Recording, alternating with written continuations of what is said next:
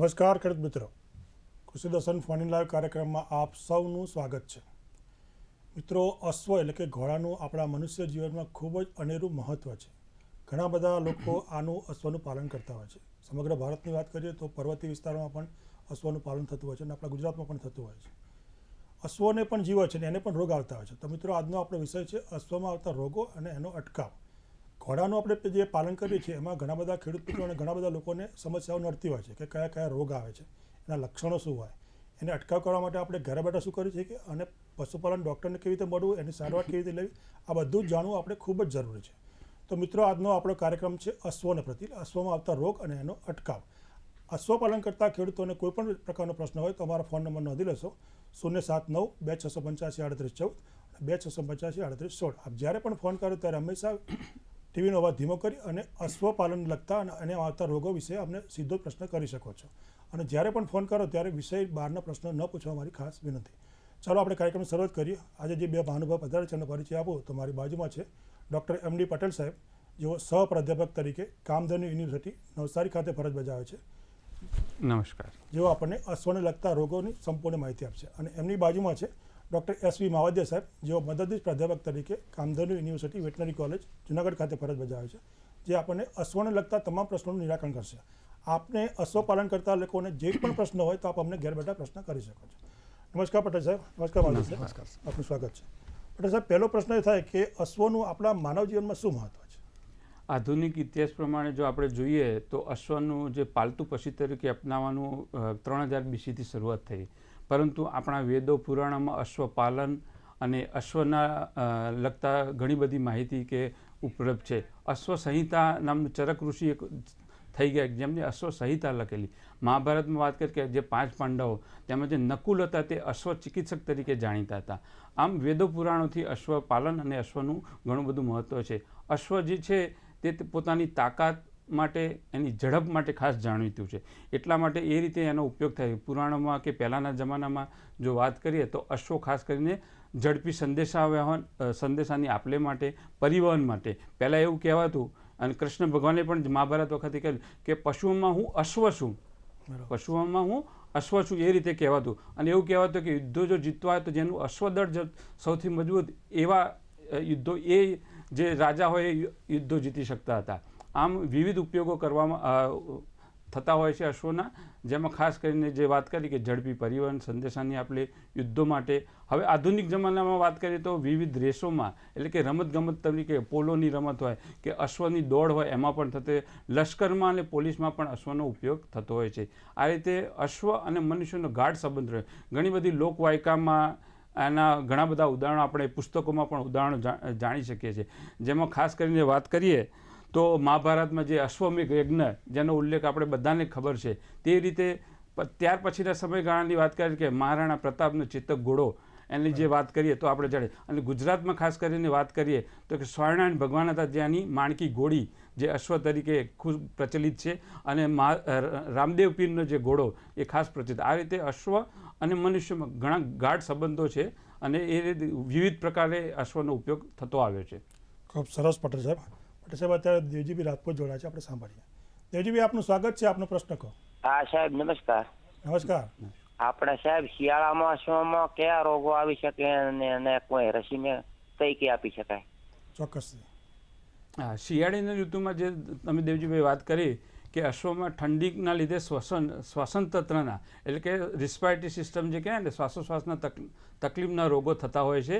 એમાં આ ઋતુમાં જે વાત કરીએ તો કે ઇન્ફ્લુએન્ઝા, જેવી રીતે આપણામાં શરદી સામાન્ય જે કહેવાય ને શરદીના ચિહ્નો ધરાવતા રોગો, એવી રીતે એમાં પણ અશ્વમાં રોગો થતા હોય છે. ઇન્ફ્લુએન્ઝા હોય કે હર્પીસ વાયરસનું ઇન્ફેક્શન, જે એક જાતના વાયરસથી થતું રોગો છે. આ ઉપરાંત એક બીજા બેક્ટેરિયાથી થતો જે સ્ટ્રેંગલ્સ અને ગ્લેન્ડર નામનો પણ રોગ જોવા મળતો હોય છે.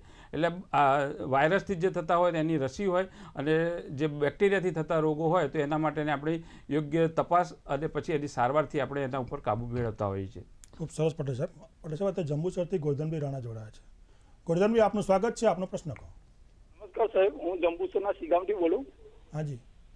હવે ગોળી વાવવાની હોય તો કેટલા સમય પહેલા એના વાવવાના કેટલા સમય પહેલા એ પર પાલાનું બેસવાનું બંધ કરી દેવું જોઈએ, જેથી એના બાળકને કોઈ બચ્ચાને આડઅસર ન થાય? હાજી, સામાન્ય રીતે આપણે વાત કરીએ તો આપણે જ્યારે ઘોડી ગાભણ થઈ જાય તો એની તપાસ કરાય પહેલાં 3 મહિનામાં આપણે તપાસ કરાવી લેવાની. તપાસ કરાયા પછી આપણને સંતોષ થાય કે આપણે ઘોડી છે કે ગાભણ છે, પછી એની કાળજીમાં બહુ વિશેષ કાળજી લેવાની હતી. પરંતુ છેલ્લા 3 આપણે જાણીએ છીએ કે ગર્ભકાળ, અશ્વમાં જે ગર્ભકાળ છે એ કે 11 મહિના 11 દિવસ એટલે કે 335 થી 345 દિવસનો હોય છે. એટલે આ સમય દરમિયાનમાં છેલ્લા 3 મહિના ખાસ અગત્યના હોય છે. એ દરમિયાન ખાસ કાળજી રાખવાની કે અશ્વને અન્ય અશ્વથી અલગ રાખવાની, અન્ય ઘોડા હોય કે એનાથી અલગ રાખવાની, જેથી કરીને એને પેટના ભાગે ઈજા ના થાય કે કંઈ વાગે નહીં, એના કાળજી રાખવાની. હવે પછી વાત આવે છે ગાભણ ઘોડી હોય અથવા તો અશ્વ હોય તેને કે છેલ્લા 15 દિવસમાં અલગથી બાંધવાની હોય, જેને કે વિયાણ ઘર કહેવાય. એમાં એને બાંધવાની હોય. નીચેની જે પથારી હોય એ ઘાસની પોચી નરમ પથારી આપવાની હોય અને અન્ય જાનવરથી અલગ રાખવાનું હોય, જેથી કરીને પ્રસવની જે કામગીરી છે એ આરામથી એ અશ્વમાં ઘોડીમાં થઈ શકતું હોય છે. વિયાણ વખતે પણ ખાસ કાળજી રાખવાની, સતત એના પર નજર રાખવાની હોય કે જેવી રીતે દૂધનો ફૂટે અથવા તો જે ખીરું કહેવાય એનો ફૂટે એટલે એ એની નિશાની છે કે હવે નજીકમાં એનો પ્રસવ થશે. તો એ વખતે એ જે 2 કે 3 દિવસ હોય એમાં ખાસ વિશેષ કાળજી રાખવાની. એમાં ખાસ કરીને બીજા જાનવરોથી અલગ રાખવાનું, એક શાંત વાતાવરણ પૂરું પાડવાનું, શક્ય ત્યાં સુધી એની પથારીનું ખાસ અગત્યતા હોય, જેથી કરીને ઊભા જો પ્રસવ થાય તો બચ્ચું નીચે પડે તો એમાં વાગે નહીં, એના માટે ખાસ પથારીની વ્યવસ્થા કરવાની. આ ઉપરાંત કબજિયાત ના થાય, જે ગાભણ અશ્વ હોય કે ઘોડી હોય એમાં કબજિયાત ના થાય એ ખાસ વિશેષ કાળજી રાખવાની. વિયાણ પછી બચ્ચું જ્યારે બહાર આવે ત્યારે પણ ખાસ કરીને એને તરત વિયાણ પછી તરત જ એને સાફ કરવું, જે રૂમાલથી સાફ કરવું કે એનાથી સાફ કરવું, જેથી કરીને શ્વાસોશ્વાસની ક્રિયા વ્યવસ્થિત થાય. અને 1 કલાકની અંદર બચ્ચુંને ઊભું કરીને જે માનું ખીરું પીવડાવવું ખાસ અગત્યનું, જેથી માના તરફથી જે ઇમ્યુનિટી અથવા તો જે કહેવાય ને ખીરું પીવડાવવાથી અને તાકાત જે મળતી હોય, રોગ પ્રતિકારક શક્તિ એ ખીરામાંથી મળતી હોય. એટલે ખાસ કરીને 1 કલાકની અંદર બચ્ચામાં જે ખીરું પીવડાવવાનું ખાસ અપનાવવું જોઈએ, જેથી કરીને બાળક જે અશ્વના વછેરામાં જે કે રોગ પ્રતિકારક શક્તિમાં વધારો થાય. ખૂબ સરસ પટેલ સાહેબ. દર્શક મિત્રો, પટેલ સાહેબ અને માવડિયા સાહેબ આજે આપણને અશ્વમાં આવતા રોગો વિશે ખૂબ સરસ માહિતી આપવાના છે. આપને પણ કોઈ પણ પ્રશ્ન હોય તો આપ ફોન કરી પ્રશ્ન પૂછી શકો છો. અત્યારે સમય થયો છે એક વિરામનો. વિરામ બાદ ફરી મળીએ.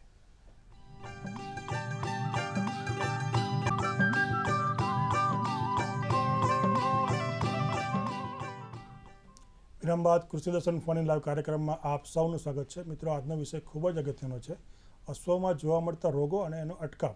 અશ્વપાલન કરતા ખેડૂતો માટે આજનો દિવસ ખૂબ જ મહત્વનો છે. મિત્રો, કોઈ પણ પ્રશ્ન હોય તો આપ અમને ફરીથી ફોન કરી શકો છો. ફરી એકવાર નંબર નોંધી લેશો 079-285-38-38 અને 38-16. પટેલ સાહેબ, આગળ વધીએ. આપણે જે અશ્વનું મહત્વની ખૂબ સરસ વાત કરી. આપણા ભારતની વાત કરીએ તો ભારતમાં કેવા પ્રકારના અશ્વ જોવા મળે છે?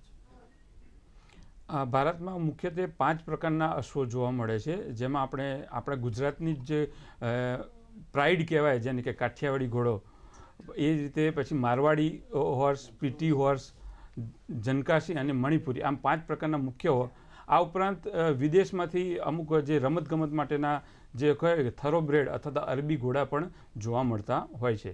ખૂબ સરસ પટેલ સાહેબ. અત્યારે ધીરજભાઈ ડબારી જોડાય છે, સાંભળીએ. ધીરજભાઈ, આપનું સ્વાગત છે. આપનો પ્રશ્ન કહો. નમસ્કાર રમેશભાઈ અને મહેમાનને પણ નમસ્કાર. નમસ્કાર.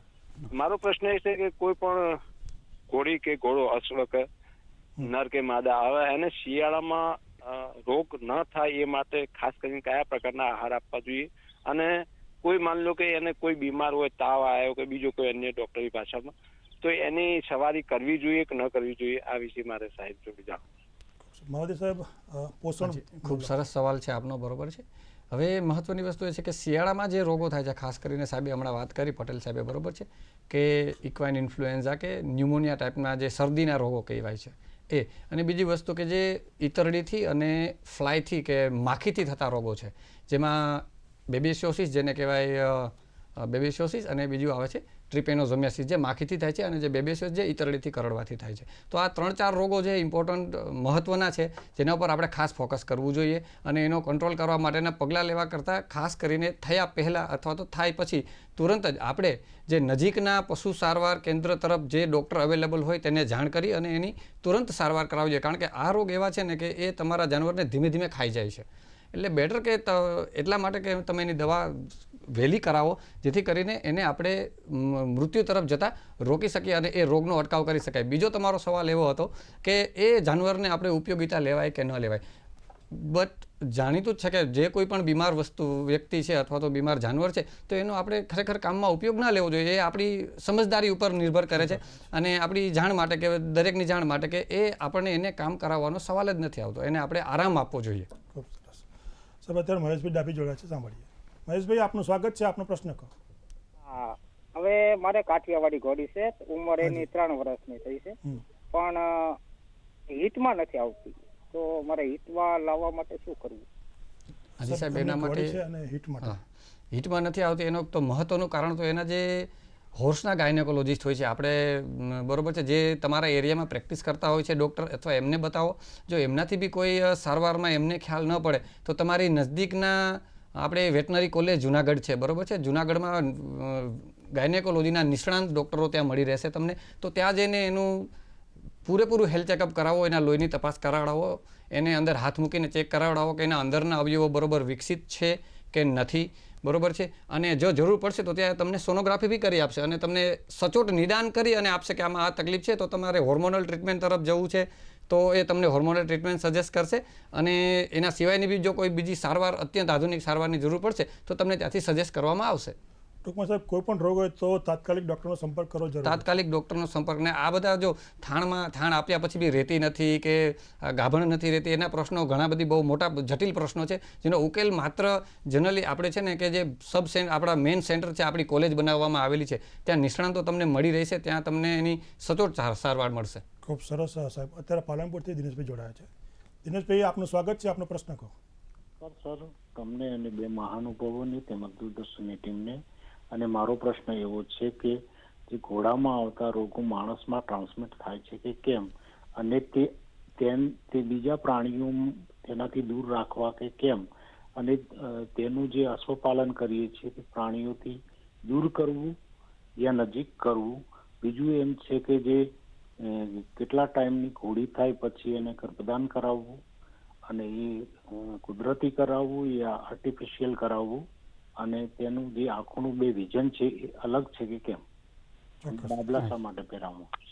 બરાબર, તમારો સારો પ્રશ્ન છે કે જેવી રીતે આપણે વાત કરીએ, ઘણા બધા પાલતુ પશુઓમાંથી રોગોનો ફેલાવો મનુષ્યમાં થાય, તેને આપણે ઝૂનોટિક ડિસીઝ કહેવામાં આવે છે, જે પશુઓમાંથી મનુષ્યમાં ફેલાય. એવી રીતે અશ્વમાંથી પણ એવા કેટલાક રોગો છે જે અશ્વમાંથી મનુષ્યમાં ફેલાતો હોય છે. એમાં ખાસ કરીને ગ્લેન્ડન નામનો રોગ, આપણે જાણીએ કે નજીકના સમયમાં આપણા ગુજરાતમાં પણ ઘણા બધા વિસ્તારોમાં ગ્લેન્ડર રોગનું પ્રમાણ પ્રસરી રહ્યો હતો, અને ઘણા બધા જે અશ્વ હતા એને ઈચ્છા મૃત્યુ આપવામાં આવ્યું, કારણ કે આ રોગ એવો છે કે મનુષ્યમાં ફેલાવે છે અને ઝૂનોટિક હોવાથી એની અગત્યતા વધારે હોય છે. આવી રીતે કેટલાક વાયરસથી થતા રોગો જેવી કે ઇક્વાઇન ઇન્ફ્લુએન્ઝા છે, આ ઉપરાંત ઇક્વાઇન હર્પીસ વાયરસ છે, આ બધા રોગો છે એ મનુષ્યમાં પણ ફેલાય છે. ઇક્વાઇન એન્સેફેલાઇટિસ નામનો રોગ છે, નવો ઉભરતો રોગ છે. આ રીતે આ અશ્વમાંથી મનુષ્યમાં પણ જે અશ્વ પાલન કરતા હોય અથવા તો અશ્વની નજીક જે રહેતા હોય મનુષ્યો, એમાં આ રોગોનો ફેલાવો થવાની શક્યતા રહે. એ જ રીતે ખડકવા નામનો રોગ છે, બ્રુસેલા નામનો, બ્રુસેલા જે પાલતુ પશુઓમાં ગાય ભેંસમાં થાય એવી રીતે અશ્વમાં પણ થતો હોય છે, જેના કારણે જે ઘોડી હોય અથવા કે માદા અશ્વ હોય એમાં વારંવાર તરવાઈ જવાનો પ્રશ્ન રહેતો હોય. તો આવા બધા રોગો જે થતા હોય મનુષ્યમાં પણ ફેલાતા હોય છે. હવે વાત કરીએ કે કેટલા સમયે અથવા ક્યારે, સામાન્ય રીતે અશ્વ જે પાલન કરતા હોય એ બધાને ખ્યાલ હોય કે આપણું જે અશ્વ હોય, માદા અશ્વ હોય કે 2 વર્ષ પછી એને જે વેતરમાં આવવાનો સમય થતો હોય, અને 2 વર્ષ પછી જ્યારે વેતરમાં આવે એટલે એ પહેલું વેતર છોડીને પછી એને ફેરવવાનું. ફેરવવાની વાત કરીએ કે આપણી ભૌગોલિક પરિસ્થિતિમાં અથવા આપણા વિસ્તાર મુજબ જે જગ્યાએ જેવી અનુકૂળતા, ખાસ કરીને વિદેશોમાં તો બીજદાનને એનું કરવામાં જેવી રીતે ગાય ભેંસમાં કરવી રીતે બીજદાન થતું હોય, પરંતુ આપણા હજુ ભારત દેશમાં એમાં એ થતું હોતું નથી. એટલે કે કુદરતી સમાગમથી અશ્વને ફેરવવામાં આવતો હોય છે. ખૂબ સરસ પટેલ સાહેબ. દર્શક મિત્રો, પટેલ સાહેબ અને માવદે સાહેબ આજે આપણને અશ્વમાં આવતા રોગો વિશે ખૂબ જ મહત્વની અગત્યની વાત કરી રહ્યા છે. આપ પણ પ્રશ્ન કરી શકો છો. અત્યારે સમય છે વિરામનો. વિરામ બાદ ફરી મળીએ.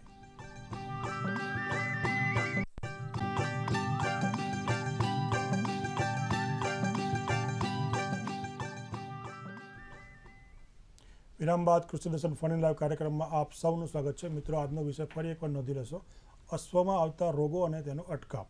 એને લગતા કોઈ પણ પ્રશ્ન હોય તો આપ અમને ફોન કરી શકો છો. પણ સાહેબ આગળ વધીએ તો આપણે જે ઘણા બધા પ્રશ્નો પણ આવ્યા, તો અશ્વમાં મુખ્યત્વે કેવા પ્રકારના રોગો હોય છે? સારો પ્રશ્ન છે કે અશ્વમાં જેવી રીતે પાલતુ આપણે ગાય ભેંસ ઘેટા બકરામાં જેમ વિવિધ પ્રકારના રોગો જોવા મળે છે એ રીતે અશ્વમાં પણ ખાસ કરીને બેક્ટેરિયાથી થતા રોગો, વાયરસથી થતા રોગો, કેટલાક રોગો પ્રજીવો એટલે કે લોહીના પ્રજીવોથી થતા રોગો, જે રીતે આપણે મેલેરિયા કે વાત કરીએ ને તો એવા લોહીના પ્રજીવોથી થતા રોગો, કૃમિથી થતા રોગો પણ જોવા મળે છે. આ ઉપરાંત અશ્વમાં ખાસ કરીને ચયાપચયના રોગો, જેમાં પેટના રોગો, પેટને લગતી સમસ્યા જે કહેવાય તો એવા રોગો, અને અશ્વ જેના માટે જાણીતું છે એટલે કે દોડ માટે કે હરીફાઈ માટે એટલે કે પગના રોગો પણ જોવા મળતા હોય છે. પટેલ સાહેબ, આપે જે વાત કરી આ વિવિધ પ્રકારના રોગો, પણ એમાં મુખ્યત્વે અગત્યના કયા કયા રોગો?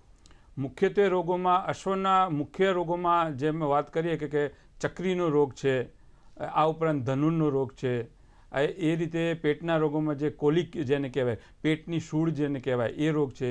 હમણાં જે ગુજરાતમાં ખાસ જોવા મળે એવો ગ્લેન્ડર અને સ્ટેંગલ નામનો રોગ છે. આ ઉપરાંત કૃમિથી થતા કેટલાક નાના બચ્ચાઓમાં ખાસ કરીને કૃમિથી થતા આમ આટલા રોગો વિશેષ પ્રમાણમાં જોવા મળતા હોય છે. મહાદેવ સાહેબ, પટેલ સાહેબ હાલ જ બોલ્યા ચક્રીનો રોગ, તો આ ચક્રીના રોગ વિશે અમને માહિતી આપશો? હા, ચક્રીનો રોગ છે એ એનું નામ તમે એ જ ખુદ દર્શાવે છે કે ચક્રી એટલે કે જે તમારા હોર્સ છે કે ઘોડા છે કે તમારા અશ્વો છે એ ચક્રી ખાઈને પડી જાય, અથવા તો એ બીમાર પડી જાય, લથડિયા ખાય, બરોબર છે, બીમાર એકદમ નબળા પડી જાય. અને આ રોગ છે એ ધીરે ધીરે પશુને ખાઈ જાય છે, કારણ કે એ ક્રોનિક સ્ટેજમાં જેમ જેમ જાય તેમ ઘોડું એકદમ કે અશ્વ છે એ ધીરે ધીરે સુકાતો જાય. અને આ મહત્વનો રોગ એ એક માખી, જેને આપણે ઘોડા માખી તરીકે ઓળખવામાં આવે છે, હોર્સ ફ્લાય કહે છે, બરોબર છે, એનાથી ફેલાતો રોગ છે. જે બીજા અશ્વમાં રોગ હોય ને ત્યાંથી પોતાનું ખોરાક લે લોહીમાં, અને એ આવીને બીજા ઘોડા પર બેસે, એટલે શું થશે કે એ પેલા ઘોડામાં રોગ હોય એ સ્વસ્થ ઘોડામાં બીમારમાંથી સ્વસ્થમાં આવે. અને હવે એના મુખ્ય લક્ષણોમાં એવું હોય છે કે એમાં વારંવાર ચડતો ઉતરતો તાવ આવે. સવારે તાવ હોય, સાંજે ન હોય, ઘણી વખત બપોરે તાવ હોય, સાંજે ન હોય તો ચડ ઉતર્યો તાવ જે આપણે કહીએ છીએ, ચડ ઉતર્યો તાવ આવે. પગના ભાગમાં ખાસ કરીને પાછલા પગમાં સોજા આવવા, પછી પેટના ભાગમાં સોજો આવવો, અને ઘણી વખત જો એ તમારા કહેવાય કે આપણે નર્વસ સિસ્ટમ જે કહીએ ચેતાતંત્રને જો અસર કરે તો પાછલા પગમાં પેરાલાઇસિસ ટાઈપના સિમ્ટમ્સ આવે. તમારો અશ્વ ચાલતો હોય તો અમારે સાદી ભાષામાં વોબલિંગ એટલે કે આમ ડખક મખક જે રીતના ચાલતું હોય ને એ રીતના પાછલા પગેથી આ રીતના આમ વ્યવસ્થિત બેલેન્સ, જેને કહેવાય ને કે પાછલા પગે બેલેન્સ ન જાળવી શકે એ પ્રકારના સિમ્ટમ કે એના લક્ષણો દર્શાવતો હોય છે. તો આવા કિસ્સામાં તમારે તુરંત જ નજીકના પશુ ચિકિત્સકનો સંપર્ક કરી અને તુરંત જ એની સારવાર કરાવવી જોઈએ, કારણ કે આ રોગ એક જીવલેણ રોગ છે જે લોહીમાંથી એના ટોક્સિન જે રિલીઝ થાય છે ને એ લોહીને ધીરે ધીરે નબળું પાડી દે છે, અને ધીરે ધીરે અશ્વ સુકાતું જાય છે અને છેલ્લે મૃત્યુ પામે છે. ખૂબ સરસ મહાદેવ સાહેબ. ધારીથી ગૌરીશંકરભાઈ દવે જોડાયા છે, આપણે સાંભળીએ. ગૌરીશંકરભાઈ, આપનું સ્વાગત છે, આપનો પ્રશ્ન કરો. સાહેબ, ઘોડા ઊભા રહ્યા છે વધારે, એનું કેમ છે? ઊભા રહેવાનું વધારે લક્ષણ હોય. ઊભા રહેવાની એક જે અશ્વમાં જે વાત કરીએ ને એક શારીરિક રચના એવી છે કે જે સામાન્ય રીતે જે હોર્સ અશ્વ એ ઊભા જ રહેતા હોય, જે આરામ પણ કરે તો એ પગ ફેરવીને આરામ કરી લેતા હોય છે. એટલે એનું નોર્મલ એનું બિહેવિયર છે, એમાં કોઈ પ્રશ્ન હોતો નથી.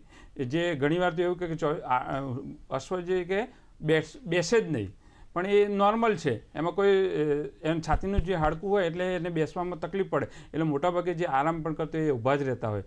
એટલે આમાં ઘોડા જો ઊભા રહેતા હોય આપણા ઘરે અને એ જ રીતે જો આરામ પગ બદલીને જે આરામ કરી લેતા તો એમાં કોઈ પ્રશ્ન હોતો નથી. એની લાક્ષણિકતા છે ને? એની લાક્ષણિકતા કુદરતી લાક્ષણિકતા છે. ખૂબ સરસ. પટેલ સાહેબે આ ચક્રીના રોગની વાત કરી, હવે એને અટકાવવા માટે શું કરવું? સાચી વાત છે કે ચક્રીનો રોગ, જેને કે આપણે ટ્રિપેનોઝોમા ઇક્વાઇન ટ્રિપેનોઝોમાસિસ કહે છે, આ રોગ સાહેબે જે મહાદેવ સાહેબે વાત કરી એ એક માખીથી ફેલાતો રોગ. એટલે ટ્રિપેનોઝોમાસિસ રોગને અટકાવવા માટે ખાસ તો માખીનો ઉપદ્રવ અટકાવવો, એટલે કે ચોમાસાની ઋતુ કે એની આસપાસના સમયગાળા દરમિયાન માખીનો ઉપદ્રવ વધારે થાય તો એને અટકાવવા માટે, એટલે કે આપણે જે તબેલો હોય એની આજુબાજુ પૂરતી સ્વચ્છતા રાખીએ તો માખી ઓછી થાય, અથવા તો માખીનો ઉપદ્રવ અટકાવવા માટેના જે ઉપાયો હોય એવા કરવા જોઈએ. આ ઉપરાંત આ ઋતુ માખીનો ઉપદ્રવ વધારે થાય તો એ ઋતુમાં આ ચક્રીના રોગ સામે રક્ષણ આપતી ચક્રીની રસી પણ અપાવીએ તો વધુ અશ્વને આપણા ચક્રીનો રોગ આપતો અટકાવી શકતા હોઈએ છીએ. પટેલ સાહેબ, ધનુરનો રોગ પણ એક અગત્યનો રોગ છે અશ્વ માટે, એના વિશે અમને થોડા એના લક્ષણો વિશે કહેશો? હા, જરૂરથી. કે ધનુરનો રોગ એટલે આપણે જેને આપણે ટીટેનસ કહીએ છીએ, જે માણસમાં પણ ટીટેનસ નામનો રોગ ખાસ જોવા મળતો હોય છે. ટીટેનસના ઇન્જેક્શન બધાને ખબર છે, જ્યારે પણ આપણે કંઈક વાગે ત્યારે ટીટેનસનું ઇન્જેક્શન, એટલે આ શબ્દ બધાએ સાંભળ્યો. તો અશ્વમાં પણ આ જ રીતે મનુષ્યની સાથે સાથે અન્ય પ્રાણીઓ કરતાં અશ્વ વધારે સેન્સિટિવ છે, એટલે ધનુરનો રોગ ખાસ અશ્વમાં જોવા મળતો હોય છે. ધનુરનો રોગ એક બેક્ટેરિયાથી થતો રોગ છે, ક્લોસ્ટ્રીડિયમ ટીટાની નામના જે બેક્ટેરિયા હોય એનાથી ફેલાતો હોય છે.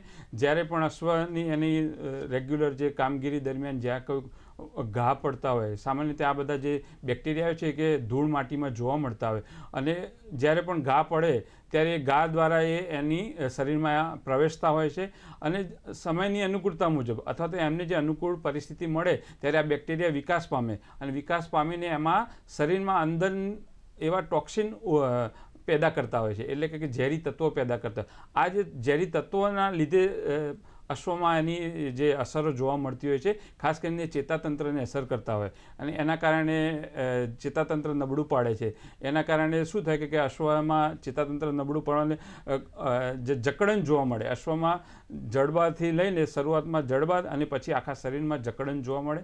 જેમ કે આપણે નાના બાળકોનો જે અશ્વ નહીં, રમકડાનો અશ્વ એકદમ કડક થઈને ચાર પગે જકડાઈ જતા હોય, અને કડક જે એવી પોઝિશન અથવા તો એવી પરિસ્થિતિમાં અશ્વનું ડાન્સ હોય, અથવા તો અશ્વનું ભડકાઉ વર્તન જોવા મળે. અચાનક નાના અવાજમાં પણ અશ્વ એકદમ ભડકી જતો હોય.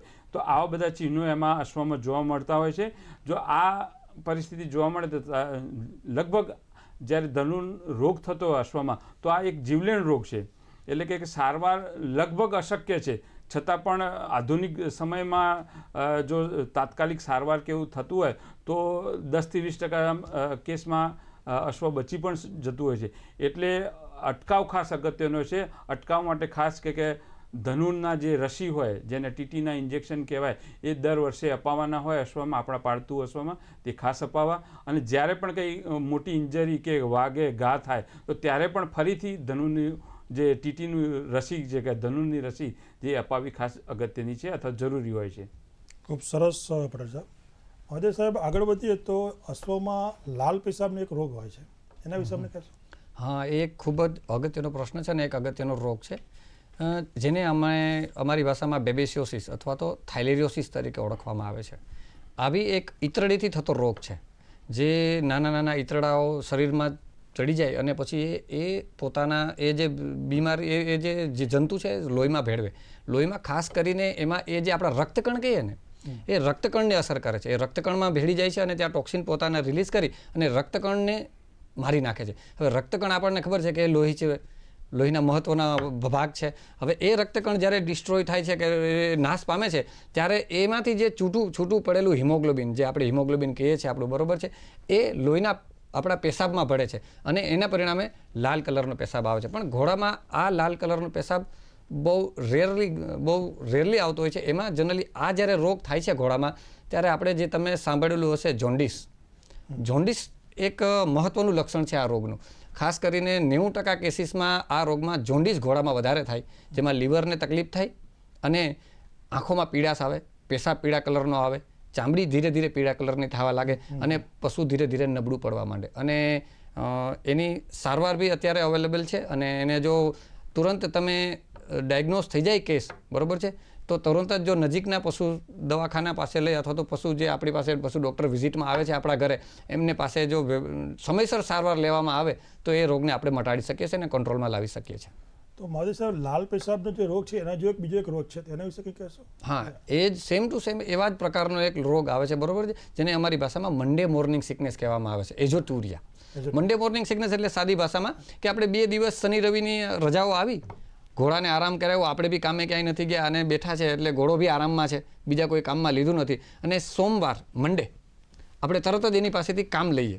એટલે શું થશે કે એણે જે ખોરાક ખાધેલો છે, બરોબર છે, જે શરીરમાં એ એક જગ્યાએ એને સ્ટોર થયેલો છે, બરોબર છે, એ એનામાં સ્ટોર થયેલો છે, એને પરિણામે શું થશે, જ્યારે તમે સડન કામ લેશો ને એની પાસેથી, એટલે એ એક્ટિવ થશે અને એમાંથી અમુક પ્રકારના દ્રવ્યો છૂટા પડશે ને જેને પરિણામે એ શરીરમાં હાઇલ્યુરોનિક એસિડ તરીકે સેવ થશે અને એ એસિડ, બરોબર છે, લોહીમાં ભળી અને લોહીને પેશાબ મારફતે બહાર કાઢશે. એને પરિણામે લાલ કલરનો પેશાબ આવે છે. ખૂબ સરસ માહિતી આપી. દર્શક મિત્રો, મહોદય સાહેબ અને પટેલ સાહેબ આજે આપણને અશ્વમાં આવતા રોગો વિશે ખૂબ જ મહત્ત્વની વાત કરી રહ્યા છે. આપ પણ અમને ફોન કરશો. અત્યારે સમય છે એક વિરામનો. વિરામ બાદ ફરી મળીએ.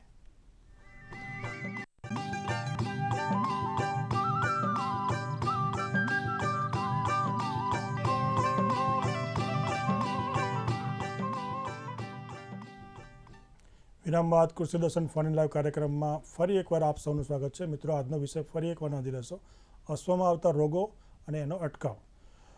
પટેલ સાહેબ અને મહાદેવ સાહેબ, આપણે આગળ વધીએ. મહાદેવ સાહેબ, આપણે જે એઝોટ્યુરિયાની વાત કરીએ, હવે એનો અટકાવ કરવો હોય તો કેવી રીતે કરી શકાય? એઝોટ્યુરિયાની આપણે મહાદેવ સાહેબ. હા, જે રીતે મહાદેવ સાહેબે વાત કરી કે એઝોટ્યુરિયા, જેને આપણે મંડે મોર્નિંગ સિકનેસ કહેવાય, એટલે કે આરામના દિવસોના પછીનો જે તરતનો જે દિવસ હોય, એમાં જ્યારે આપણે આપણા અશ્વ પાસેથી અચાનક જે રેગ્યુલર કામ લેતા હોઈએ ત્યારે એ રોગ જોવા મળે, અથવા તો કે લોહીમાં જે લોહી હોય કથ્થઈ કલરનું જોવા મળે, એટલા માટે એને લાલ પેશાબનો રોગ પણ કહેવાનો હોય છે. તો એના અટકાવ માટે ખાસ કરીને જેવી રીતે આપણે આરામ કરતા હોઈએ તો આપણે એને જે લાડ પ્રેમમાં આપણા અશ્વને આપણે પૂરતો ખોરાક આપીએ તો એ પૂરતો ખોરાક આપવાનો હોતો નથી. જો આરામના સમયે આરામના જેટલો જ ખોરાક આપવાનો, એટલે ખોરાકનું પ્રમાણ ઘટાડી દેવાનું એ ખાસ અગત્યનું. પછી જ્યારે મંડે મોર્નિંગની વાત કરીએ, એટલે કે જ્યારે કામના દિવસો ઉપર આવે ત્યારે શરૂઆતમાં જેની અશ્વની જે કામગીરી હોય એ ધીરે ધીરે વધારતા રહેવાનું, એકી સાથે વધારવાની નથી. જો એમ કરવામાં આવે તો આ મંડે મોર્નિંગ સિકનેસ કે એઝોટ્યુરિયા નામનો રોગ છે એ થવાની શક્યતા ઘણી અટકાવી શકાય અથવા નિવારી શકાય છે.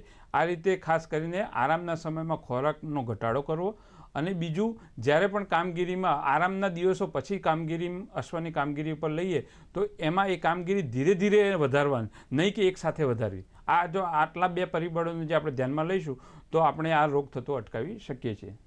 પટેલ સાહેબ, આપ શરૂઆતમાં જે બોલ્યા હતા કે કૃમિથી પણ અશ્વમાં રોગ થાય છે, તો કૃમિથી કેવા પ્રકારના રોગ થાય છે? વિવિધ પ્રકારના પાલતુ પશુમાં વિવિધ પ્રકારના કૃમિ, આંતરકૃમિ જેને કહેવાય. કૃમિ બે પ્રકારના હોય, એમ કે બાહ્ય કૃમિ અને આંતરકૃમિ. પણ આપણે અત્યારે જે વાત કરીશું, જે કૃમિ ખાસ કરીને આંતરકૃમિ ખાસ અગત્યના હોય છે, કે જેમ આપણે વાત કરીએ કે નાના બાળકોમાં પણ કૃમિ થતા હોય, એ રીતે નાના વછેરામાં કૃમિ થતા, જે ગોળ કૃમિ થતા હોય છે, જેને એસ્કેરિસ નામના કૃમિ કહેવામાં આવે છે, જેના કારણે નાના વછેરામાં ઝાડા થઈ જતા હોય છે, અને એ જેનો વિકાસ દર હોય અથવા તો કે વૃદ્ધિ દર એને અટકાવતા હોય છે, એટલે એ ગોળ કૃમિ હોય. એ જ રીતે સ્ટ્રોંગાઇલસ નામના આંતરકૃમિ જે પુખ્ત અથવા તો એડલ્ટ જે કહેવાય એવા અશ્વમાં પણ જોવા મળતા હોય, જે કૃમિના કારણે વિકાસ દર અટકી જતો હોય છે. જો લાંબા સમય સુધી આવા કૃમિ પેટમાં પડે રહે તો એના લીધે પેટમાં સૂળ અથવા પેટમાં ચૂંક આવવાનો પ્રશ્ન રહેતો હોય છે, અથવા તો અવારનવાર જે મોટા જાનવરોમાં કે નાના જાનવર બંનેમાં પણ એ જે ઝાડાનું પ્રમાણ અથવા ઝાડા અવારનવાર જોવા મળતા હોય છે, જે આ કૃમિને કારણે થતા હોય છે. એટલે કે જો આ અટકાવ કરવો હોય તો નિયમિત જે આપણે કૃમિનાશક દવા ખાસ આપવાની હોય, અને જે કૃમિનાશક દવા અને એ પશુ ચિકિત્સકના માર્ગદર્શન હેઠળ આપે. એક ધારી જો દવા આપીશું તો કૃમિનાશક જે દવાની અસરકારકતા હોય એ ઓછી થઈ જાય. એટલા માટે જે કૃમિનાશક જે દવા આપવાની હોય 3 થી 4 મહિને જે કૃમિનાશક દવા, પરંતુ એ પશુ ચિકિત્સકના માર્ગદર્શન હેઠળ આપવી ખાસ અગત્યની, તો કૃમિના રોગોથી આપણે આપણા અશ્વનો બચાવ કરી શકતા હોઈએ. ખૂબ સરસ. મહાદેવ સાહેબ, અશ્વમાં પેટનો દુખાવો છે ને કે સૂળ કહીએ, એ પણ ખૂબ અગત્યનો છે, તો એના વિશે અમને માહિતી આપશો? હા, જરૂર. એ અત્યારના કહેવાય ને કે સૌથી સામાન્યમાં સામાન્ય જે ઘોડામાં થતો અથવા અશ્વમાં થતો રોગ હોય ને તો એ સૂળ છે, કોલિક, જેને કહેવાય પેટનો દુખાવો. બરોબર છે. જનરલી પેટના દુખાવા ઘોડામાં છે ને 2 કે 3 પ્રકારે થતા હોય છે. ખાસ કરીને એક તો પેટમાં ગેસ થઈ જવો, બીજું કે પેટમાં ખોરાકનો આંતરડામાં ભરાવ થઈ જવો. બરાબર છે. આ 2 મેઇન કારણ છે કે જેને લીધે ઘોડામાં પેટનો દુખાવો થયો. ગેસ થશે તો શું થશે કે ગેસ એક પ્રકારનો ફુગાવો થશે. ફુગાવો થશે એટલે કે જે કોઈ પણ પ્રકારની જે ત્યાં સ્ટ્રેસ થાય એટલે એ રિસેપ્ટર જે હોય ને, બરાબર છે, પેઇન ઉત્પન્ન કરે, દુખાવો ઉત્પન્ન કરે, એને લીધે ઘોડામાં દુખાવો થાય. હવે એમાં સામાન્ય લક્ષણમાં શું કરશે, ઘોડો જનરલી વારંવાર બેસશે, થોડી વાર બેસશે, પછી થોડી વાર ફરી પાછો ઊભો થશે, આગલા પગેથી ખાડો ખોદશે, આગલો પગ હરાવીને ખાડો ખોદવાની કોશિશ કરે. બીજી વસ્તુ કે પોતે જે ખોરાક લે છે એના કરતાં ઓછો ખોરાક લે, વારંવાર હુરકી કરે એટલે કે જે પોતાનો અવાજ જે રૂટીન અવાજ કરતો હોય ને એનાથી અલગ પ્રકારનો અવાજ કાઢે. બરાબર છે. આ સામાન્ય લક્ષણો છે જે ઘોડાના જે કોલિક તરફ દર્શાવે, જે તમને, અને બીજા ઇમ્પોર્ટન્ટ કારણ પેટ તરફ જુએ, કે તમને માહિતગાર કરે કે આ મારા પેટ તરફ મને કંઈક દુખે છે, જરા જોવો મને અહીંયા, એટલે પેટ તરફ જોવે, વારંવાર ડોક કરીને પેટને જોવે. જો સિવિયર કેસીસ હોય કે બહુ વધારે પડતો દુખાવો થતો હોય તો પેટમાં લાતો મારે, એના સિવાયથી બી વધારે દુખાવો થતો હોય તો નીચે પડી જાય અને ગલોટિયા મારવા માંડે, આરોટવા માંડે. અને એ સમય દરમિયાન તમારે એની ખાસ કાળજી લેવી અગત્યની છે, કારણ કે એ જો એ તમે સમયસર એ કોલિકની તમે સારવાર કરવામાં ન આવે તો આ સૌથી મોટો જીવલેણ રોગ છે, જેણે અત્યાર સુધીમાં સૌથી વધારે જો ઘોડાઓના અશ્વના મૃત્યુ થયા હોય ને તો આ રોગને લીધે છે. ટૂંકમાં આવા જે લક્ષણો દેખાય એ વખતે તાત્કાલિક ડૉક્ટરનો સંપર્ક કરવો. તાત્કાલિક ડૉક્ટરની તમારે સંપર્ક કરીને એને તુરંત સારવાર કરાવવી જરૂરી છે, નહીંતર તમે તમારા અશ્વથી હાથ ધોઈ બેસશો. ખૂબ સરસ. પટેલ સાહેબ, ગ્લેન્ડર્સ નામનો રોગ પણ એક અગત્યનો રોગ છે અશ્વમાં, એના વિશે અમને માહિતી આપશો? હા, આપણે હાલના સમયમાં આપણે જાણ્યું જ હશે કે અશ્વપાલકોને બધાની ખબર પણ છે કે ગુજરાત રાજ્યમાં નજીકના જ સમયમાં ગ્લેન્ડર નામના રોગનો આઉટબ્રેક થયેલો હતો. વિવિધ જેમ કે સુરત, સૌરાષ્ટ્રના કેટલાક જિલ્લાઓ, ભાવનગરમાં, અમરેલીમાં પણ આ ગ્લેન્ડર રોગ જોવા મળેલો હતો અને પશુપાલન વિભાગ દ્વારા આ રોગ માટેની કાળજી અને એના જે પગલાં લેવાના એ પણ લેવામાં આવેલા હતા. તો ગ્લેન્ડર નામનો રોગ છે એક બેક્ટેરિયાથી થતો રોગ છે અને ઘણો જીવલેણ રોગ છે અને આ રોગ પાછો ઝૂનોટિક છે, એટલે કે અશ્વમાંથી મનુષ્યમાં, એટલે કે અશ્વની સાથે સંકળાયેલા મનુષ્યો, એટલે કે અશ્વપાલન કરતા જે માણસો હોય, અશ્વ પ્રેમીઓ હોય, પશુ ચિકિત્સકો હોય, એમાં પણ આ રોગ ફેલાતો હોય છે. અને ભારત સરકારની જે ગાઈડલાઈન એક નક્કી કરી છે, ગ્લેન્ડર એક ઝૂનોટિક રોગ છે અને જીવલેણ છે, એટલે કે એની સારવાર શક્ય નથી અથવા સારવાર કરવી હિતાવહ નથી. એટલા માટે ભારત સરકારે એવી ગાઈડલાઈન આપી કે જો આવો રોગ કોઈ અશ્વમાં પકડાય અથવા જાણકારી હેઠળ આવે તો આવા અશ્વને ઈચ્છા મૃત્યુ આપવાનું હોય, એટલે કે યુથેનેસિયા આપવાનો હોય છે અને પશુ ચિકિત્સકની હાજરીમાં જ એ અશ્વને દફન કરવાનો હોય. એની સામે ભારત સરકાર એ જે વળતર પણ આપતી હોય છે, જે નિયત વળતર નક્કી કરેલું છે, એ રીતે એ જો આ વિધિ પૂરી કરવામાં આવે તો ભારત સરકાર દ્વારા એનું યોગ્ય વળતર પણ એનું આપવાનું નક્કી કર્યા મુજબ એનું વળતર પણ મળતું હોય છે. આ રીતે ગ્લેન્ડર ઘણો જીવલેણ અને ભયંકર રોગ છે. ઝૂનોટિક રોગ હોવાથી આ રોગને એક નોટિફાયેબલ ડિસીઝ કહેવામાં આવેલો છે. નોટિફાયેબલ એટલે કે આ રોગ થાય અથવા તો આપણને અશ્વમાં આવા રોગના ચિહ્નો જો જોવા મળે તો આપણે સત્વરે નજીકના પશુ ચિકિત્સકને એની જાણ કરવાની હોય છે. જે જાણ કરવાથી આ રોગનો ફેલાવો અટકાવી શકે, નહીંતર આ રોગ એવો છે કે જે એને નાબૂદ કરવો અશક્ય બની જાય. એટલા માટે એને નોટિફાયેબલ રોગની વ્યાખ્યામાં એનો સમાવેશ કરવામાં આવેલો છે અને આપણે અશ્વપાલકો, દરેક અશ્વપાલકો એને આ રોગના ચિહ્નો અને એની જાણકારી ખાસ અગત્યની છે અને જેવું આપણને શંકા જણાય તો એની યોગ્ય તપાસ કરાવી નજીકના જે પશુ ચિકિત્સક હોય એની પાસે અથવા તો રોગ નિદાન કેન્દ્ર એના દ્વારા એની રોગનું નિદાન કરાવવાનું અને જો આવું થાય તો બાકીની કામગીરી જે રાજ્યના પશુ ચિકિત્સક વિભાગ અથવા પશુપાલન વિભાગ કરતા હોય અને આ રીતે જાનવરને યુથેનેસિયા આપવું અથવા તો કે એની ઈચ્છા મૃત્યુ સાથે એની દફન વિધિ કરી અને એ જો કરવામાં આવે તો જે અગાઉ પણ વાત કરી એ રીતે એને કમ્પન્સેશન પણ સરકાર દ્વારા પૂરું પાડવામાં આવતું હોય છે. પટેલ સાહેબ, ખૂબ સરસ વાત કરી આપણે, જે ઈચ્છા મૃત્યુની વાત કરી અને એ વખતે તાત્કાલિક પશુ ચિકિત્સકને બોલાવવા ખૂબ જરૂરી છે અને પછી જ નિર્ણય લેવો જોઈએ. સાચી વાત છે. મહોદય સાહેબ, આગળ વધીએ તો અશ્વમાં આપણે વાત કરી છે તો એમાં ચામડીના રોગો આવી શકે? હા, ખાસ મહત્ત્વના છે. જે રીતના આપણે હમણાં વાત કરી ઈતરડી, બરોબર છે, માખી છે, બરોબર છે, એના સિવાયના બી અંદર ચામડીની અંદર અમુક પ્રકારના રોગ હોય છે, બરોબર છે, જેને મેંજ કહેવામાં આવે છે. ડેમોડેક્ટિક મેંજ છે, સાર્કોપ્ટિક મેંજ છે. આ મેંજ આને લીધે અશ્વમાં છે ને ચામડીનો તમને ખાસ કરીને અશ્વનો દેખાવ કેવો તમને આમ ચમકતો હોય, સારો હોય, બરોબર છે, ઘોડો બધાને પસંદ આવે, પણ જેની ચામડી ખરાબ હોય, બરોબર છે, અથવા તો દૂરથી તમને ડલ કે દેખાવ સારો ન લાગે તો તમને નહીં ગમે. તો આ રોગ છે ને ચામડીના, બરોબર છે, એવા છે કે અશ્વને છે ને કદરૂપા બનાવે છે. એટલે એને જો તમે કંટ્રોલ કરવામાં આવે, જે ઈતરડા છે અને માખીઓ છે, તો એનો કંટ્રોલ તમે કરી અને આ રોગોને, ચામડીના રોગોને તમે આરામથી અટકાવી શકો છો. અને જો અંદરની ચામડીના રોગ જે કહેવાય છે કે જે ડેમોડેકોસિસ અને સાર્કોપ્ટિક મેંજ જેવા રોગો છે, તો એના માટે તમારે છે ને નજીકના પશુ દવાખાનાનો સંપર્ક કરી અને પશુ ચિકિત્સક પાસે એની સારવાર કરાવી અને આ રોગને તમે અટકાવી શકો છો. આના સિવાયના બી તમે ઘરગથ્થુ બી ઉપચાર કરાવી શકો છો. ઘણી વખત આપણે કહીએ છીએ તો લીમડાનું પાણી છે, બરોબર છે, તો કડવો લીમડો લઈ, બરોબર છે, અને એને તમે ઉકાળી અને એના તરફથી એનાથી તમે અઠવાડિયામાં 1-2 વખત તમે એમને નવડાવો તો એનાથી બી ઈતરડાઓ અને આ રોગમાં થોડો ઘણો કંટ્રોલ કરી શકીએ છીએ આપણે. ખૂબ જ મહત્ત્વની માહિતી આપી. દર્શક મિત્રો, મહાદેવ સાહેબ અને પટેલ સાહેબ આજે આપણને ખૂબ જ અગત્યની માહિતી આપી રહ્યા છે અશ્વના રોગ વિશે. આપ પણ ઘેર બેઠા અમને ફોન કરી શકો છો. અત્યારે સમય છે એક વિરામનો. વિરામ બાદ ફરી મળીએ.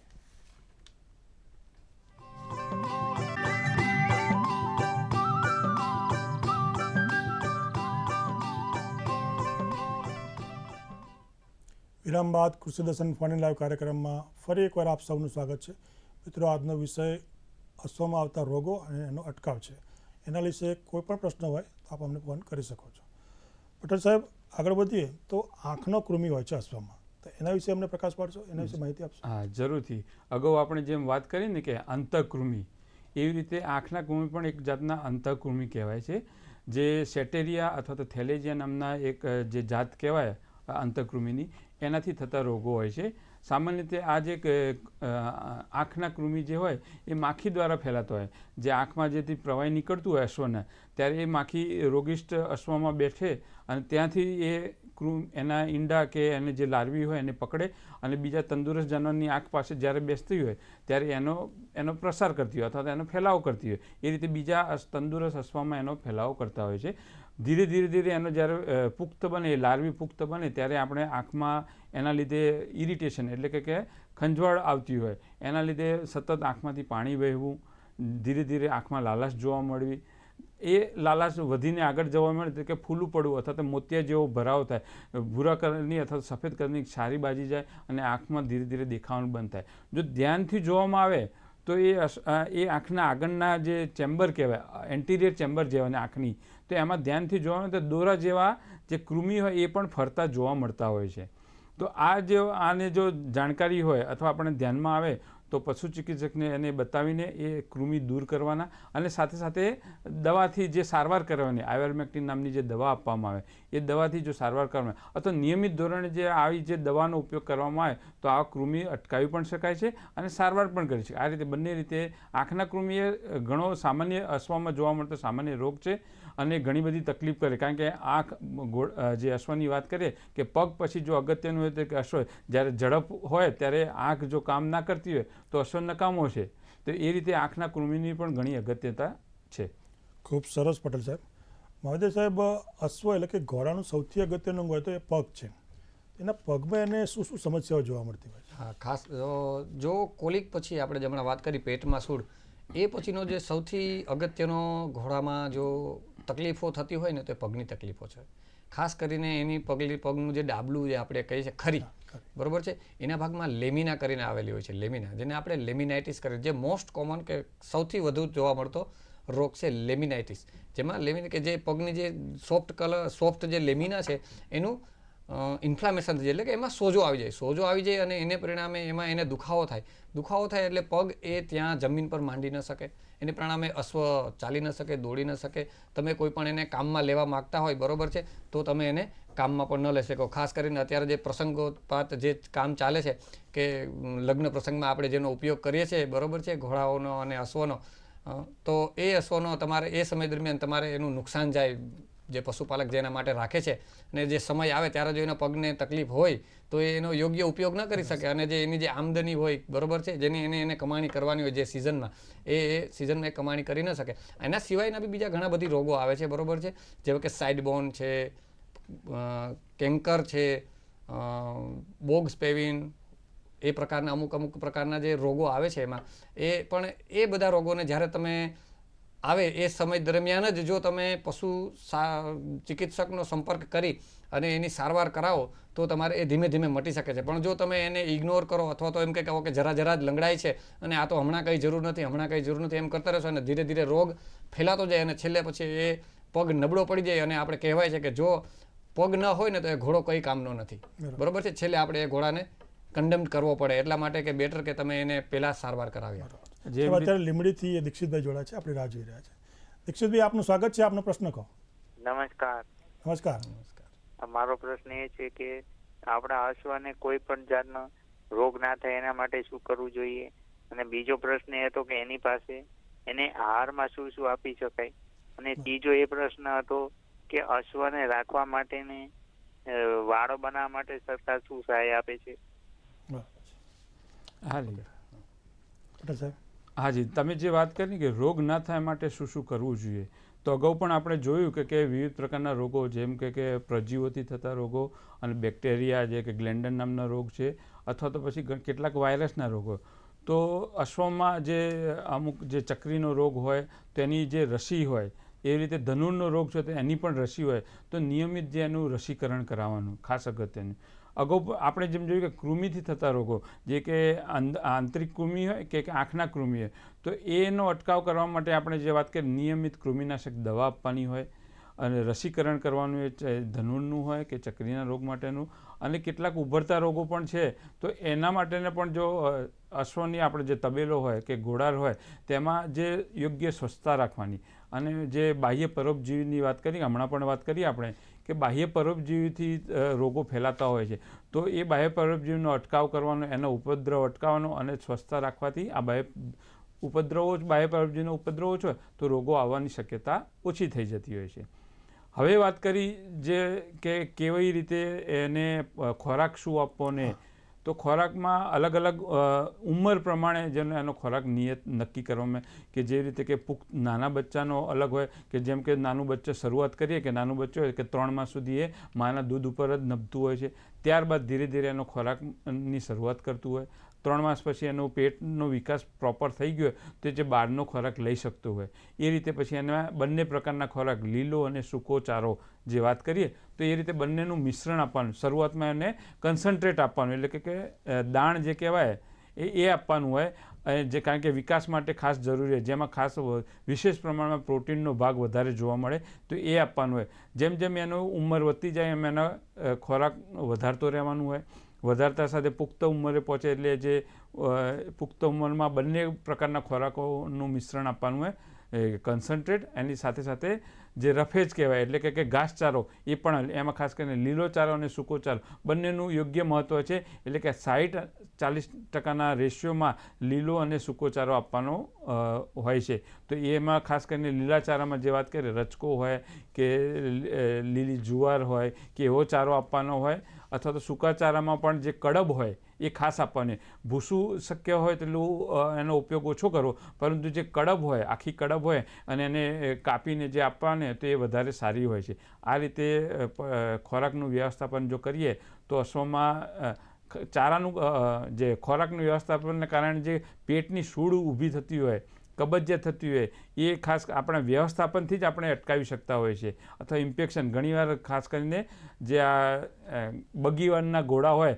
એમાં સૂકો જ ચારો આપતા હોય અને એના કારણે પેટની સૂળ થાય, કારણ કે સૂકો ચારો અંદર પેટમાં જઈને જામી જતો હોય છે. તો એ ખાસ એ અટકાવવા માટે શું હોય કે સાથે લીલો ચારાનું પ્રમાણ પણ, જે 60-40નો રેશિયો જે વાત કરી, તો એ જો કરીશું તો આવી બધી જે પેટનો ખાસ અગત્યનો સમસ્યા જે કહેવાય અશ્વમાં, જે કોલિક જે કહેવાય, તેનો પણ અટકાવ આપણે કરી શકીશું.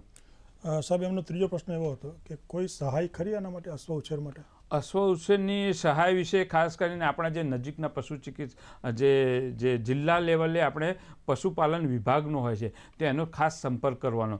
જનરલી અશ્વમાં જ્યારે મોટું જે અશ્વપાલન કરવું હોય, અથવા તો જે અશ્વ મંડળી દ્વારા અથવા તો પશુપાલન વિભાગ દ્વારા એ સહાય આપવાની હોય છે, અને એના માટેનો સંપર્ક તમારે જિલ્લા પશુપાલન વિભાગનો કરવાનો હોય છે. પટેલ સાહેબ, આપણે હમણાં જ બોલ્યા કે નવા ઉભરતા રોગો, તો આ કયા કયા રોગો હોઈ શકે? આપણે હમણાં જ છેલ્લા કેટલાક સમયથી આપણે જાણીએ છીએ કે વિવિધ પ્રકારના રોગો, જેમ કે કોરોનાના કાળમાં આપણે પસાર થઈ રહ્યા છે, અને કોરોના એક ઉભરતો રોગ છે જેને આપણે અંગ્રેજી ભાષામાં, અમારી ભાષામાં કહેવાય ઇમર્જિંગ રોગ કહેવાય, એટલે કે જે પહેલાં નહોતો પરંતુ હવે જોવા મળી રહ્યો છે.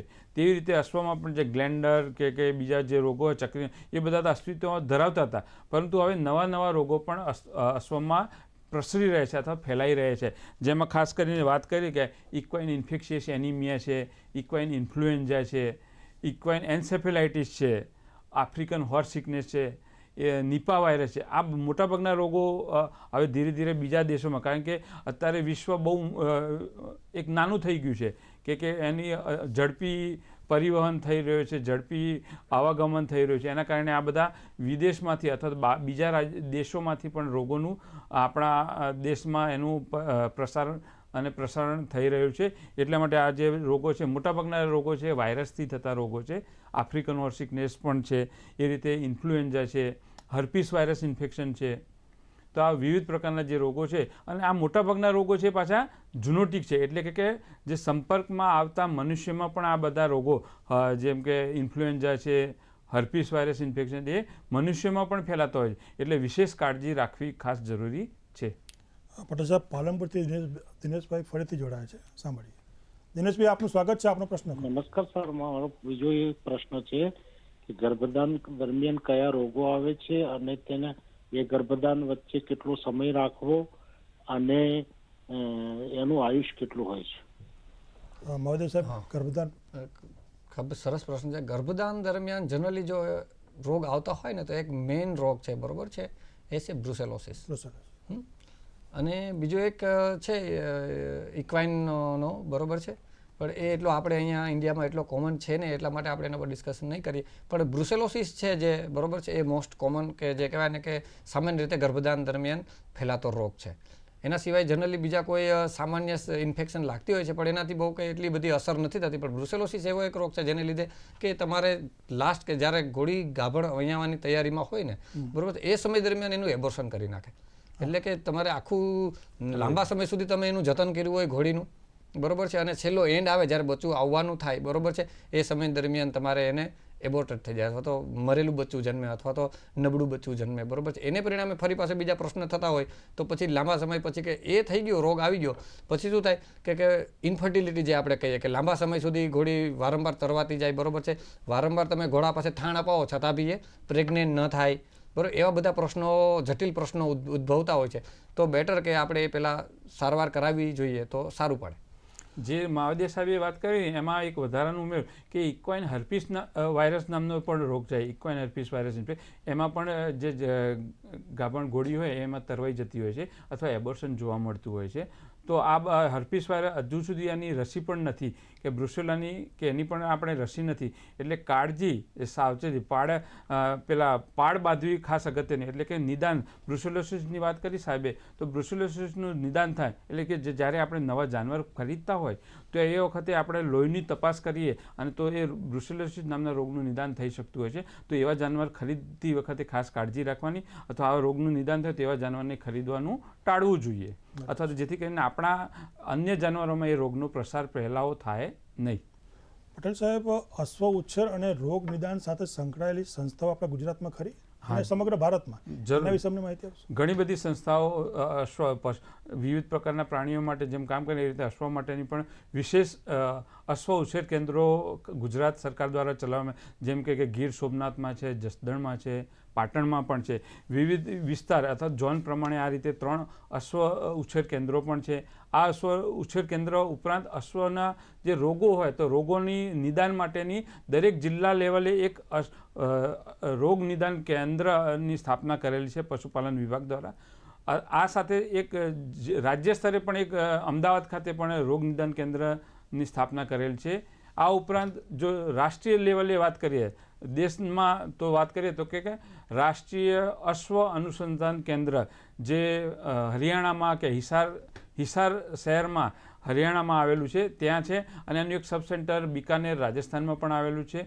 આ ઉપરાંત જે અશ્વના જે વિવિધ રોગો હોય અથવા જે જિલ્લા લેવલની જે રોગ નિદાન કેન્દ્રો હોય એની સાથે પણ ICR સંસ્થા છે, ભારત સરકારની ભારતીય અનુસંધાન કેન્દ્ર, જે ICR સંસ્થા છે એના પણ વિવિધ કેન્દ્રો છે અને એના દ્વારા પણ રોગ નિદાનની જે કેન્દ્રોની સ્થાપના કરેલી છે. કરશનભાઈ જોડાયા છે, સાંભળીએ. કરશનભાઈ, આપનું સ્વાગત છે, આપનો પ્રશ્ન કહો. કરશનભાઈ. હા સર, હવે ઘોડો છે ને એને પગમાં પેલો ખરામાં ખરું ને એમાં પાક જેવું જ પકડે ને મોઢામાંથી. સાહેબ, બરોબર છે. આપણે જે હમણાં જ તમે જે વાત કરો છો સમજી ગયો છો મોટાભાઈ. હવે એમાં એ જ આપણે જે હમણાં જ મેં વાત કરી છે કે પાક જેવું થાય છે એટલે કે ત્યાં તમારે પેલો ખાસ કરીને એના પગનું એક્ઝામિનેશન કરો, બરોબર છે, સાફ સફાઈ કરી અને જુઓ કે એને કોઈ જાતની ત્યાં ખીલી અથવા તો કોઈ પણ જાતનો સળિયો કે કોઈ પણ જાતની ઇન્જરી મીન્સ કે ઘા લાગેલો નથી ને, એને લીધે ઘણી વખત શું થાય કે ત્યાં પાક થઈ જતો હોય છે. તો વ્યવસ્થિત એની સાફ સફાઈ કરી અને એક વખત સારા ડૉક્ટરને બતાવીને એક વખત ચેક કરાવી જુઓ કે ત્યાં એક્ઝેક્ટ લેમિનાઇટિસ તો નથી ને. જો લેમિનાઇટિસ હોય ને તો એને પરિણામે આપણે કહીએ કે એસિડોસિસ કરીને પેટમાં બી રોગ લાગુ પડે છે, જે હાઇલ્યુરોનિક એસિડ જે એમાં વધારે પડતું ઉત્પન્ન થાય અને એને લીધે એસિડોસિસ થાય. એને લીધે ઘણી વખત મોઢામાંથી લાળ પડતી હોય છે, બરોબર છે. તો પોસિબિલિટી એવી છે કે તમારા ઘોડામાં છે ને એ લેમિનાઇટિસ થવાની શક્યતાઓ સૌથી વધારે છે. એટલે નજીકના પશુ ચિકિત્સકનો સંપર્ક કરી અને જલ્દ એની સારવાર કરાવો તો તમને જલ્દી એનો ઇલાજ મળી રહેશે. ખૂબ સરસ મહોદય સાહેબ. પટેલ સાહેબ, અંતમાં ગુજરાતમાં અશ્વ પાલન કરતા ખેડૂતો માટે આપ શું સંદેશ આપશો? અશ્વપાલન કરતા ખેડૂતો માટે સંદેશ છે કે અશ્વ એક ઘણું લાગણીશીલ પશુ છે. જે રીતે આપણે કે શ્વાન જેવી વાત કરીએ ને એ રીતે એક ઘણું લાગણીશીલ પશુ. એકવાર જેની સાથે સંબંધ બંધાય તો એને એ છોડતું નથી. જે આપણે વાત કરીએ પુરાણોમાં પણ કે અશ્વ જે કે મહાભારતમાં વાત કરી હતી કે બધા થયા એવી રીતે અશ્વ સાથે બધા જાનવરો પણ સાથે ચાલતા થયા હતા સ્વર્ગ સિધાવવા માટે. અને એ રીતે નજીકના ભવિષ્યના અગાઉ પણ આપણે જો વાત કરીએ મહારાણા પ્રતાપનો જે અશ્વ એ એટલો લાગણીશીલ અને એની સાથે સંબંધ હતો તો એ પોતાના માલિક અને એને બચાવવા માટે ગમે તે લેવલ સુધી એ જઈ શકે. તો એવા જે અશ્વ જે એનો લાગણીશીલ સ્વભાવ હોય એમની બહાદુરી માટે જાણીતા હોય તો એવા અશ્વનો જ્યારે આપણે નિભાવતા હોઈએ અર્થાત એ અશ્વ કે પશુ આપણી પ્રત્યે જે આટલી લાગણીથી એટલી લાગણી સાથે લાગણીશીલ સંબંધો બંધાયેલા હોય ત્યારે એનો નિભાવ અને એમાં આવતા રોગો માટેની ખાસ કાળજી લેવાની. અને જે નિયમિત જે પશુ ચિકિત્સકના માર્ગદર્શન એટલે જે વાત કરીએ કે નિયમિત જે અમુક રોગો માટેનું જે રસીકરણ, બહુ ઓછા રોગોનું રસીકરણ એટલે બહુ યાદ રાખવાની 2 કે 3 રોગોનું રસીકરણ કરવાનું, નિયમિત કૃમિનાશક દવા કાપવાની. અને અશ્વમાં જે એક અગત્યનું જે અગાઉ પણ માવદે સાહેબે પણ વાત કરી પેટની સૂળ એના માટે જે ખોરાકનું યોગ્ય વ્યવસ્થાપન ખાસ કરવું જરૂરી છે. બીજું હમણાં એસિડોસિસ વાત કરી. સમયની મર્યાદા છે. આપ બંને પધાર્યા અને આજે અશ્વમાં આવતા રોગો વિશે ખૂબ જ મહત્વની માહિતી આપી એ બદલ દૂરદર્શન વતી અને ખેડૂતો વતી આપનો આભાર માનું છું. ધન્યવાદ. જોયું પટેલ સાહેબ અને માવદે સાહેબ આજે અહીંયા પધાર્યા અને અશ્વમાં આવતા રોગો વિશે ખૂબ જ અગત્યની મહત્વની માહિતી આપી. આશા રાખું કે આજનો કાર્યક્રમ આપ સૌને ખૂબ જ ઉપયોગી નીવડશે. વિદાય લેતા પહેલાં આવતા શુક્રવારનો વિષય આપી દઈએ. આવતો શુક્રવાર એટલે કે તારીખ 5/1/2024 વિષય છે ખેતીવાડી ખાતાની નવીન યોજનાઓ. ફરી એકવાર નોંધી લેશો. તારીખ 5/1/2024 શુક્રવાર સાંજે 5 કલાકે વિષય છે ખેતીવાડી ખાતાની નવીન યોજનાઓ. મિત્રો હવે સમય છે આપનાથી વિદાય લેવાનો. ફરીથી મળીશું કૃષિ દર્શનમાં. ત્યાં સુધી રજા આપશો. નમસ્કાર.